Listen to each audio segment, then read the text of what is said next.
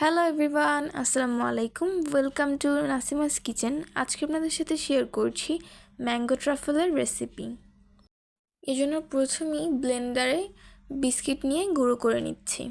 এরপর গুঁড়ো করা বিস্কিটগুলো নিয়ে নেব এবং এতে দিয়ে দিচ্ছি 2 টিস্পুন মেল্টেড বাটার। এবার বাটারের সাথে বিস্কিটের গুঁড়ো ভালোভাবে মিশিয়ে নেব।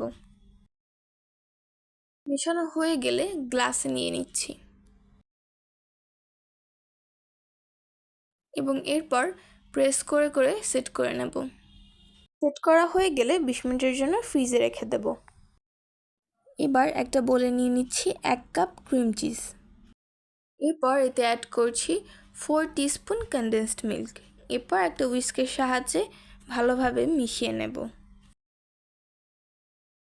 মেশানো হয়ে গেলে সেই গ্লাসগুলো বের করে নিচ্ছি এবং ক্রিম চিজের মিক্সচারটা দিয়ে দিচ্ছি।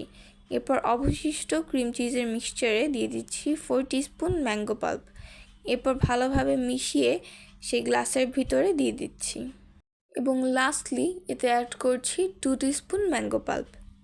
এবার 2 ঘন্টার জন্য ফ্রিজে রেখে দেব।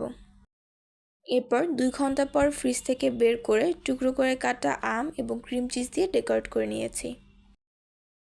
তৈরি হয়ে গেল মজাদার ম্যাঙ্গো ট্রাফেল। আজকের ভিডিওটি এই পর্যন্তই। দেখা হচ্ছে নেক্সট ভিডিওতে। আল্লাহ হাফেজ।